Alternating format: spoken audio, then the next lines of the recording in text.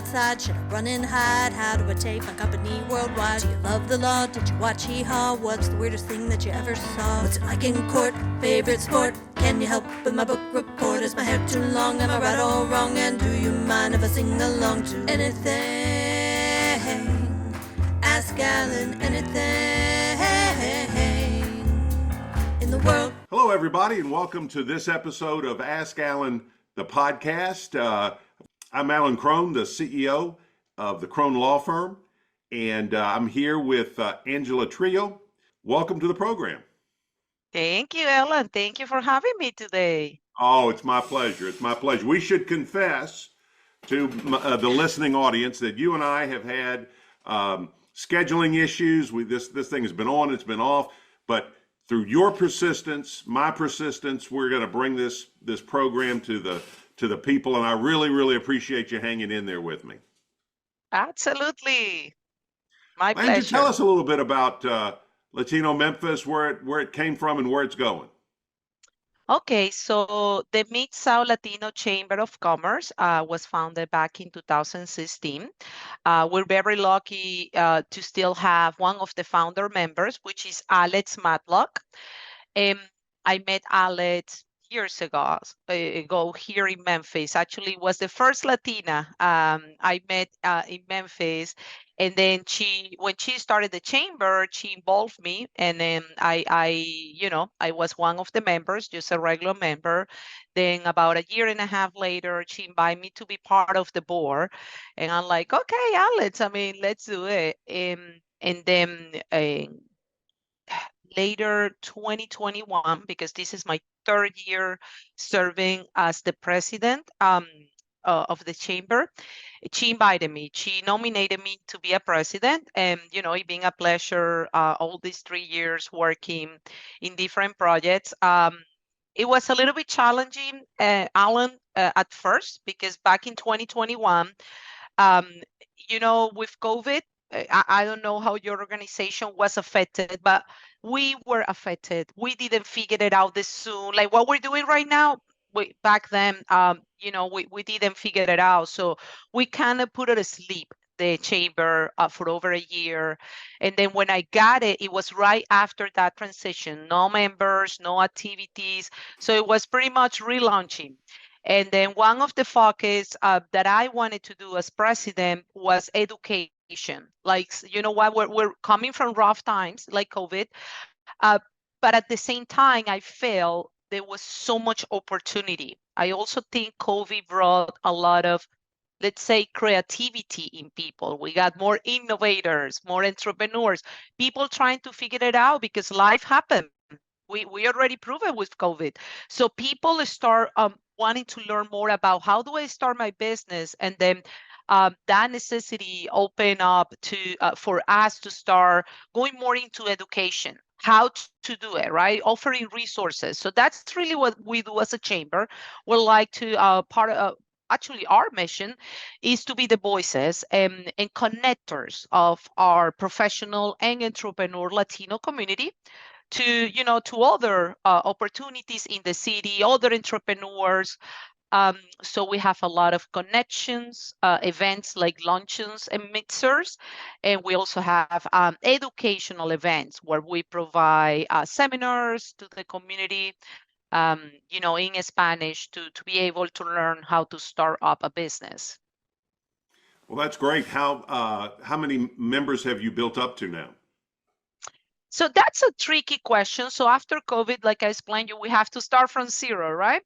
So we enroll everyone, and we kind of invite them again. So if you ask me, people enroll, I might tell you about 80 or 100, but our community is bigger than that. We have newsletter that goes every month, and it goes to about 900 people. So these 900 people are members, a small business owner, professionals, students, our sponsors, and members.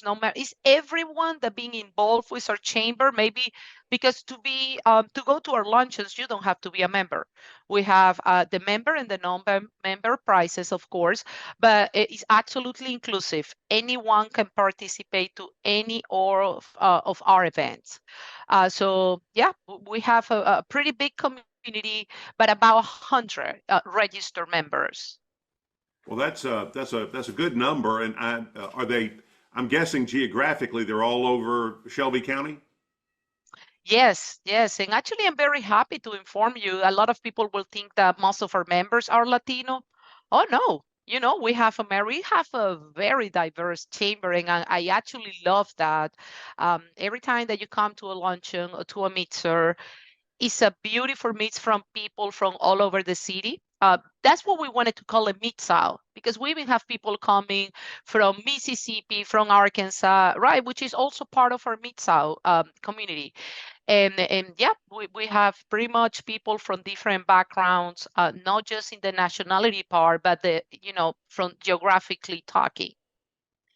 And talk a little bit about how in 2024, how do you go about trying to grow your membership and particularly grow business activity within the Latino community?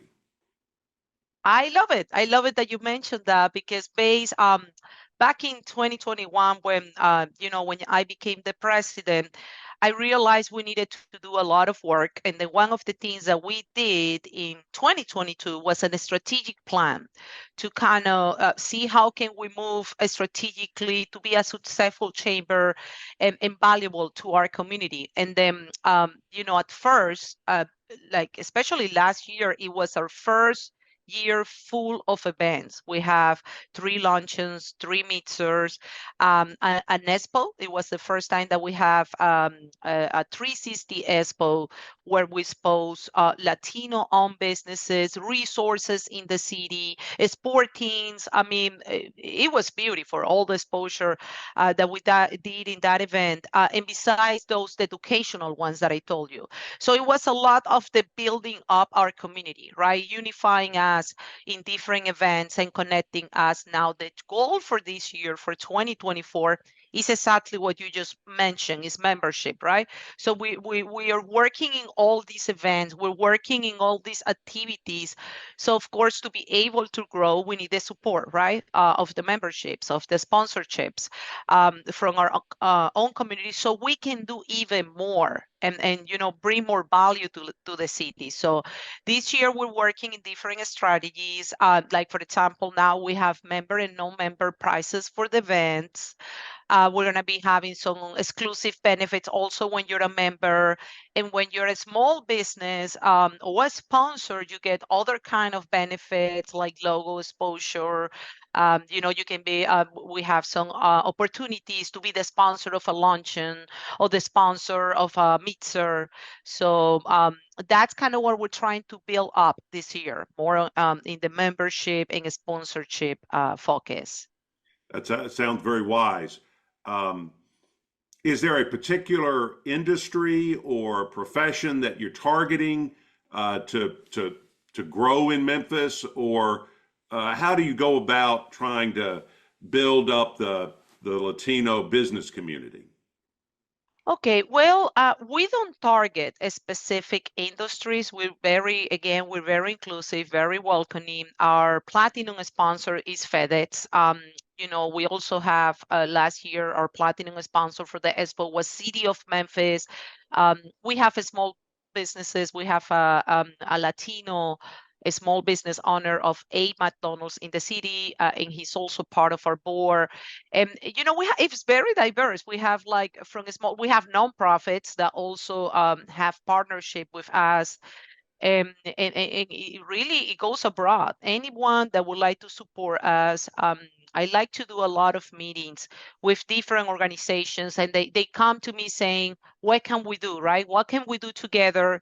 A project. So I love collaborative work, right? So for me, inclusive collaboration is really the success right now of our organization, right? Getting two organizations together, let's do a really nice event. So right now I'm doing partnership with Southwest Community College, with University of Memphis, and that's exactly what it is. So we can both work together in a XYZ project. So it kind of goes everywhere. Anyone that would like to support us, we're welcome to work with them and bring value too.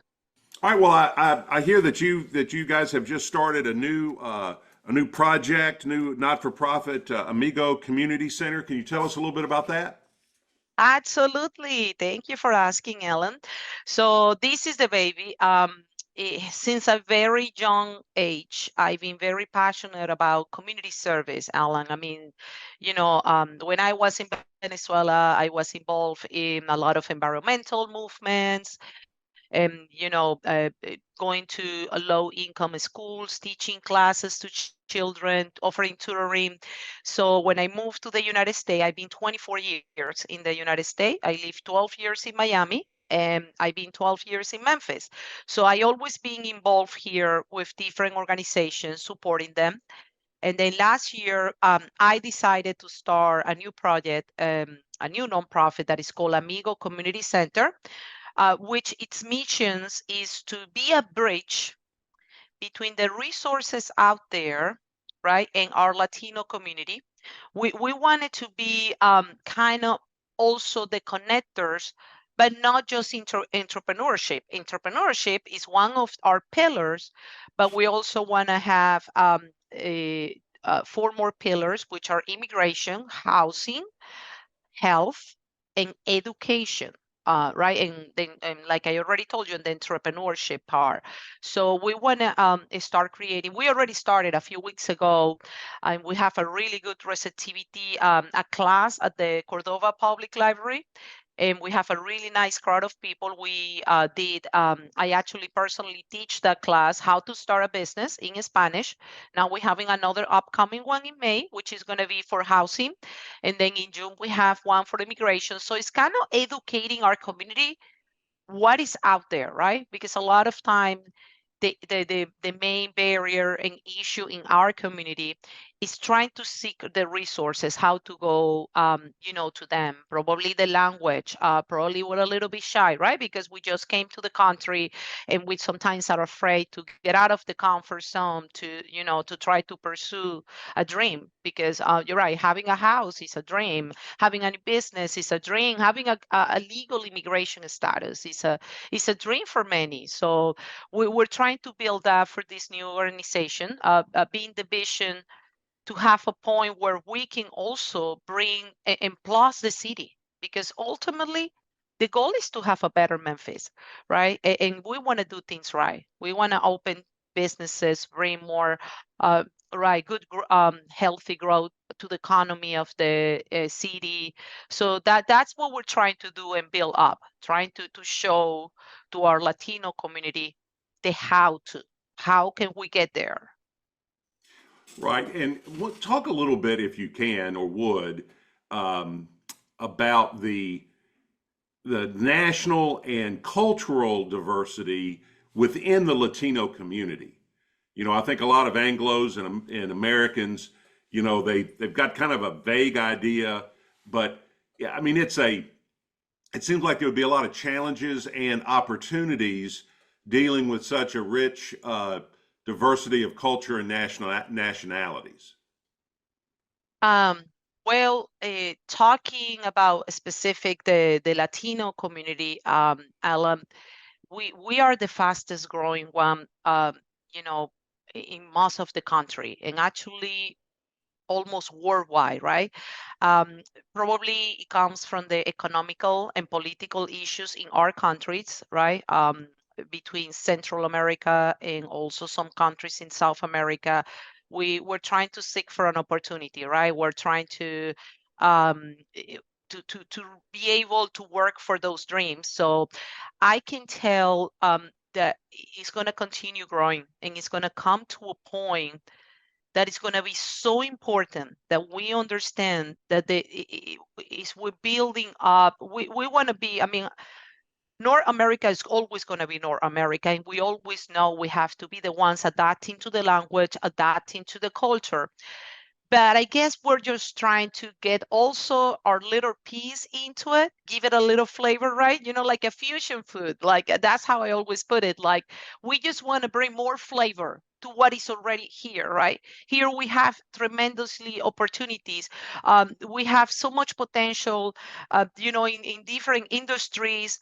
We just want to make that potential even better. We want to bring our light. We want to bring also right, our knowledge, our ideas, our innovations, right, our new companies.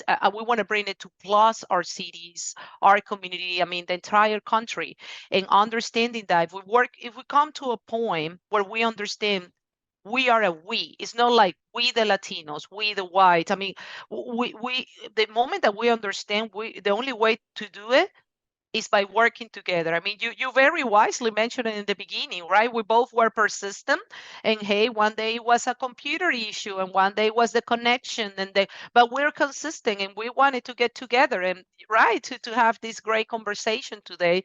So that's exactly what we're trying to do, right? We want to be persistent and try to keep knocking doors until they can open, right? And then just let me open it a little bit and I prove you that I'm going to bring also to the table, right? So, yeah. Yeah, it's the more we focus on what we do together as Memphians and don't focus on, accidental differences. It's just an accident. You were born in Venezuela and I was born in Memphis, but we're both here now. And we need to be intentional about working together to make Memphis an even greater place. And one thing I love about Memphis, it's my hometown. One thing I love about it is it's always been a place where people from all over come, and they assimilate its culture as opposed to Memphis assimilating people from the African Americans that came up from the Mississippi Delta, the folks that came in through the riverboat, the German immigrants at the end of the 19th century, Latino immigrants this century and last century. The more we can, as you say, add everybody's spices and flavor to Memphis, it's going to make us a unique place to be and a unique place to live and work. And I think that's ultimately going to be our competitive advantage in the future, is that Memphis hopefully will be seen as a really livable, unique place to be, as opposed to just some, cookie cutter urban center in America. I agree. I agree with you. Yeah. I envision a lot from Memphis too, Ellen. Yeah. Angela, it looks like we're about out of time. I really appreciate you and everything that y'all are doing, not just for the Latino community, but for Memphis. And any parting words you'd like to give the audience? You know what? What's the next event someone could participate in? It will be, we're just creating the flyer. We're confirming it's going to be in May. It's going to be a mixer, the last Thursday of May. Right now, I don't have it in front of me, the calendar. It will be a Cocina Mexicana at the Wall Chase Mall. So we do our mixers between 6 to 8 p.m. So go to our website, mlcc.today, or follow us in Facebook or Instagram, Mid-South Latino Chamber of Commerce, and we always post our events there. There you go. There you go. It'll be a good time. And if you're a business person, it might even be profitable. You might get connected with someone who can transform your business. Absolutely. All right. And we're going to welcome you. All right, Angela, thank you so much for being with us. Thank you, everybody else, for joining us today. And if you enjoyed this podcast, and why wouldn't you, please give Angela 5 stars on the podcast. Share it, email it with someone that you think might benefit from it. And again, thank you all for watching and listening. Angela, is going to go make Memphis a better place and help grow the Latino community. And I'm going to go transform the American workplace. Thank you all for listening, and I'll see you next time on the show.